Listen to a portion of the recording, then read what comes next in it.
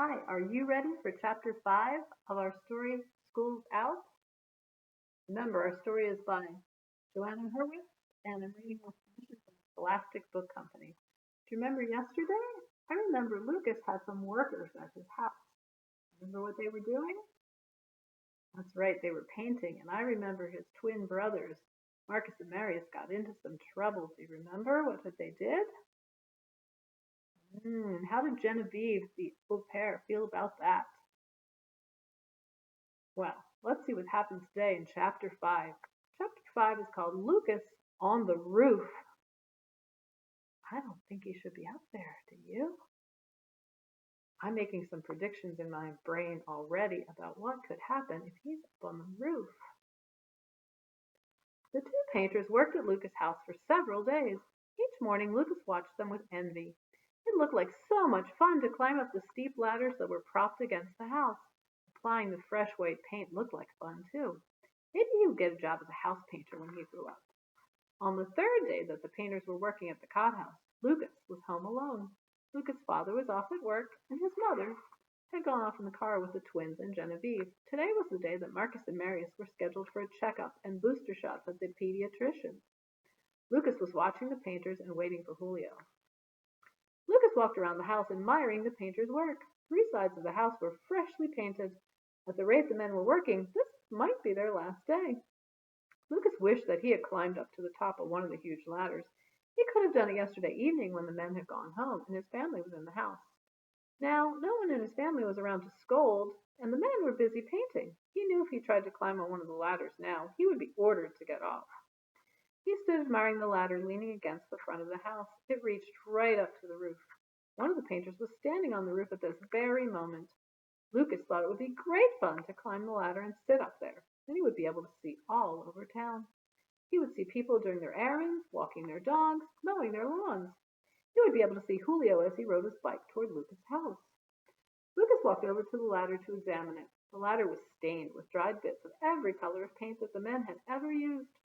Lucas reached out and touched the ladder with his hands. It felt good and steady.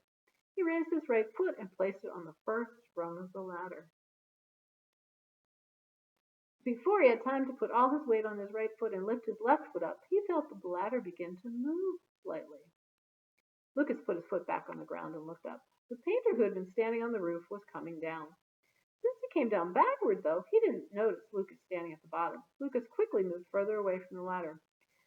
Listen, the painter said, we have to go off for a little while. There's a lady a couple of blocks away who wants us to come look at her house and give her an estimate. Lucas looked at the painter. He was wearing a hat, but bits of red hair stuck out. The hair, the hat, and even his face were splattered with tiny flecks of white paint. What fun to get paint on you and not have anyone scold, Lucas thought. The second painter came down from another ladder at the side of the house. Lucas looked from one painter to the other and grinned. The second man had a streak of white paint along the side of his nose. Keep away from the paint, said the red-haired painter. We don't want any of it to spill. I won't touch the paint, Lucas promised solemnly. Cross my heart and hope to die. He added, hoping to convince the men of his sincerity. After all, they had seen what his brothers had done with the paint 2 days ago. Good, said the painter. The men got into their pickup truck and drove off. Lucas watched the truck disappear down the street. Then he turned back toward the house. Are you thinking what I'm thinking? He could hardly believe his good luck. He had no intention of touching the paint, but no one had said anything about touching the ladders. This would be his chance. Lucas walked over to the ladder that reached the roof. He put his hands along the sides of the ladder. He lifted his right foot and hoisted himself onto the first rung. The ladder shook slightly from his weight. He raised his left foot. There was a bigger distance between rungs than he had realized, but he was able to manage. He put his right foot up, then his left foot up. The slight motion of the ladder was a bit scary, but he kept on going. When he was midway up the ladder, he turned his head around. When he looked down, he felt dizzy. He held onto the sides of the ladder more tightly than before. It was really very high. He was already higher than the top of the jungle gym and the playground. He was higher than his bedroom window. Maybe this was high enough and he should go back down.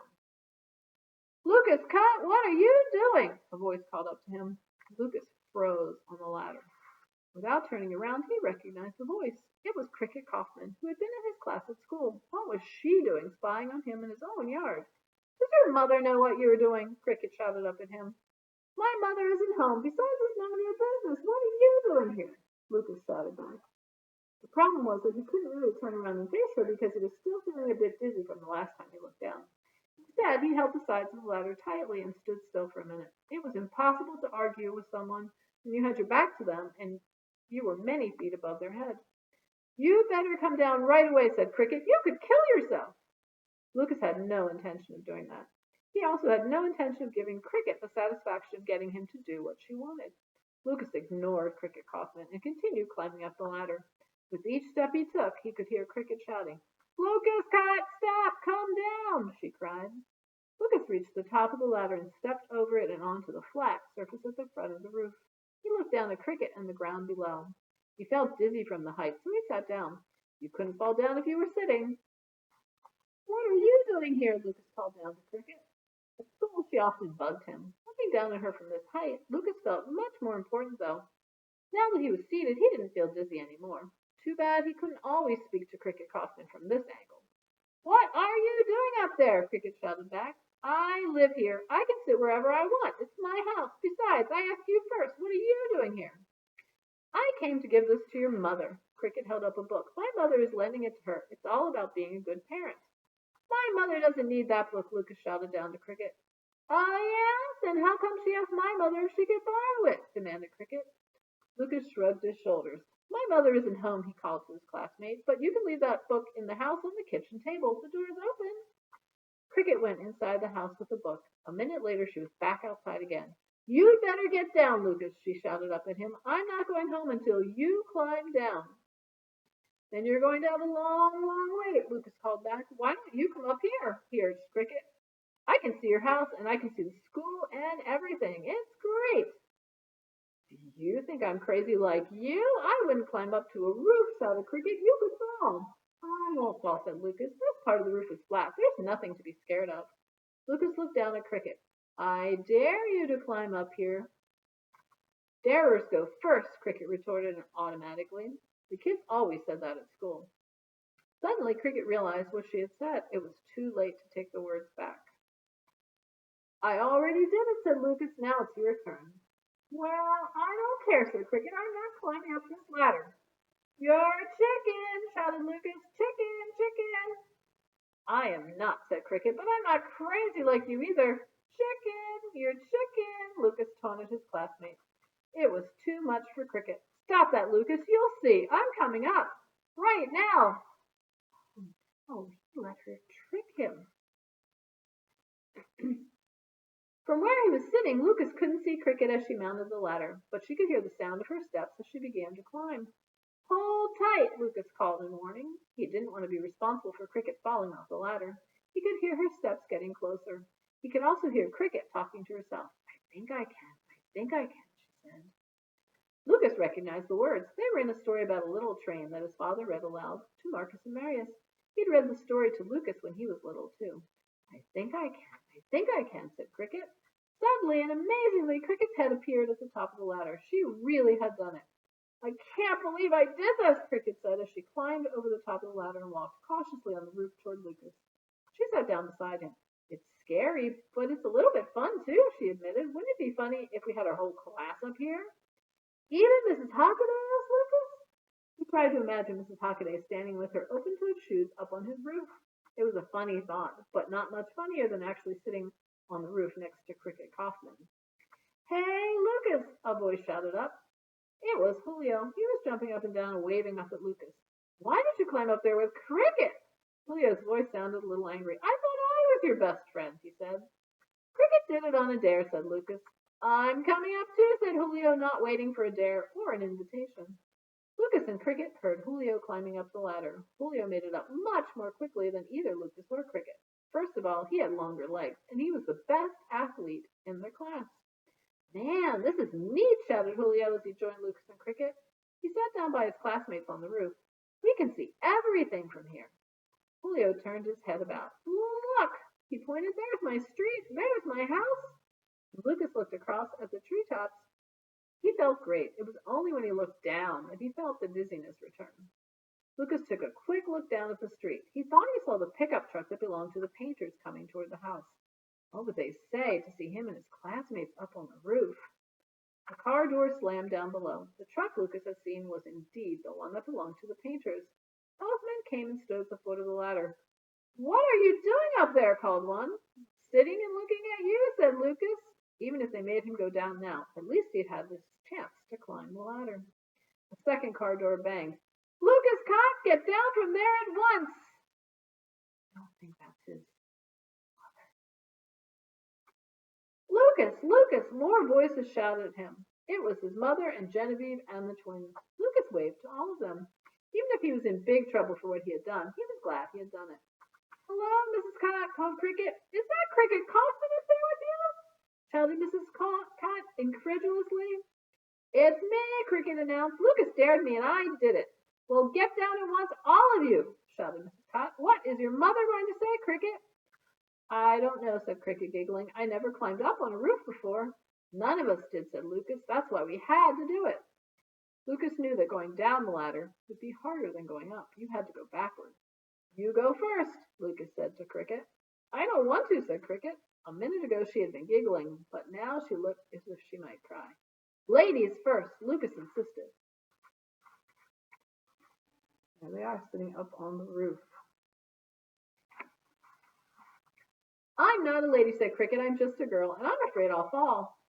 "No, you won't fall," said Julio. "It's easy." "Then you go first," said Cricket. "Sure," said Julio. He stood up and walked over to the ladder. When he had his hands on the ladder, however, he couldn't seem to make his feet move at all. He stood looking down. "It's really high up here, isn't it?" he said. "Lucas, what's taking you so long?" Mrs. Cott screamed. Lucas knew that he should go down the ladder first and show his friends that it was easy, but he just sat and rubbed his hand against the rough surface of the roof. He'd been so busy planning his climb up, he'd never thought about climbing back down. Cricket started to cry. "It's all your fault, Lucas. God, we have to stay up here forever." At that moment, though, they could hear that someone was climbing up the ladder. For one second, Lucas thought it might be his mother. But it wasn't. It was the red-haired painter.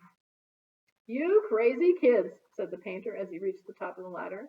He reached for Julio, who was standing at the ladder, and helped him turn around so he could face toward the house and his feet could go down the rungs backward.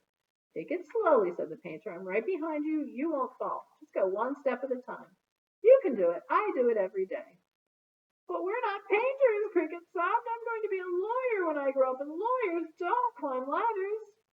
"You should have thought of that before," said the painter. But he smiled at Cricket. "I won't let you fall," he promised. So Cricket went down after Julio. Then it was Lucas' turn. Lucas took one peek downward as he began his descent. His stomach churned, and he thought he might throw up. He squeezed his eyes shut and held as tightly as he could to the sides of the ladders. I think I can, he told himself, and he lowered his right foot, trying to find the location of the rung below. When his foot landed safely on the rung, he felt a surge of relief. I think I can, he repeated again. Still a bit closer to the bottom. It felt as though it took an hour to get the whole way down. When he reached the bottom, Julio and Cricket were waiting for him. Mrs. Cott, Genevieve, Marcus, and Marius, both the painters, were standing at the foot of the ladder waiting too. Lucas' mother looked as white as the white paint. As punishment for doing something so reckless as climbing the ladder, his mother said Lucas had to spend the rest of the day inside the house. He couldn't go off to the swimming pool with Julio. "See you tomorrow," Julio said as he got on his bike and departed without Lucas. "See you in fourth grade," said Cricket as she started off toward home. Lucas went inside. He was relieved to be down on the ground again, but he was still a tiny bit glad he had climbed the ladder. It was worth staying in the house for the rest of the day, he thought. He didn't tell that to his mother, though. "I promised the painters that I wouldn't touch the paint," he said. "No one said that I shouldn't climb on their ladder to the roof." "Some things don't need to be said," said Mrs. Cott. "You could have been hurt, and Julio and Cricket with you." This afternoon the painters finished their job. Lucas watched from the window as they packed up all their gear, the canvas drop sheets, the paint cans, brushes, rollers, and the ladders. Without the tall ladders he would never again be able to climb up to the roof, he thought. Neither Marcus nor Marius would be able to climb the ladders either. He hadn't worried too much about Cricket or Julio, but it would have been awful if the twins had managed to get up onto the roof. Nothing he or the twins had ever done had gotten his mother so upset as this. He wondered why being naughty was so tempting. After all, even Cricket had gone up on the roof. That's the end of chapter 5. I'm thinking that I wouldn't want to try something that was dangerous that I knew I shouldn't be doing. How about you? Stay tuned tomorrow for Chapter 6.